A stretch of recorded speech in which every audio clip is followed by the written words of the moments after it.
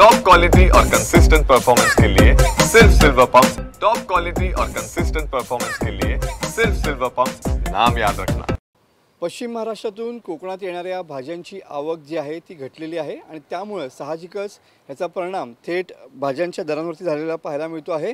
पावसामुळे भाजीपाल्यांचं जे पिकाचं नुकसान आहे ते मोठ्या प्रमाणात आहे पश्चिम महाराष्ट्रामध्ये आणि त्याचमुळे सध्या भाजीपाल्याची आवक जी आहे ती घटलेली पाहायला मिळते आहे। आवक घटल्याने दरामध्ये वाढ झालेली पाहायला मिळते। सर्वच भाज्या ज्या आहेत त्या जवळपास 100 रुपये किलोच्या दरामध्ये या ठिकाणी त्यांची विक्री होताना पाहायला मिळते।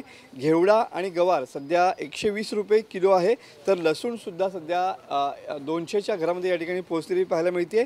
तर शिमला मिरची, भेंडी, मिरची याची किंमत देखील सध्या 90 ते 100 रुपये किलो मागे आहे।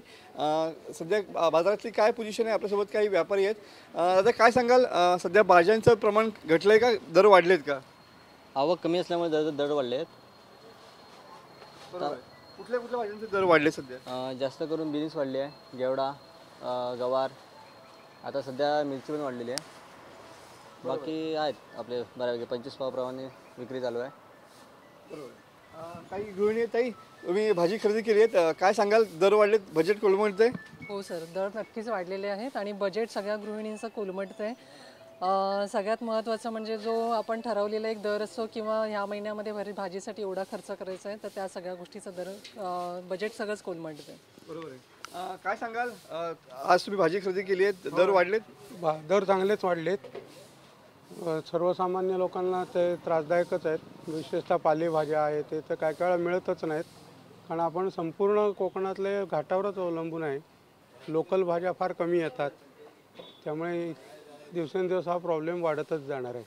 नक्कीच पालेभाज्यांची सुद्धा या ठिकाणी आवक घटलेली आहे। तब्बल जोडीमागे 40 रुपये या ठिकाणी पालेभाज्यांच्या दरासाठी मोजावं लागतात। त्यामुळे एकंदरीतच जर बघितलं तर वाढलेल्या भाजी पाल्यामुळे या ठिकाणी सामान्य माणसांच्या खिशाला मात्र कात्री लागलेली पाहायला मिळते।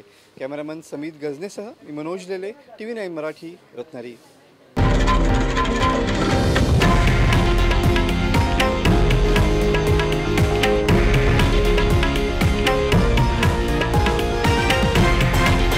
हे आहे देशातील नंबर 1 न्यूज नेटवर्क आणि आपण पाहत आहात TV9 मराठी, एकमेव।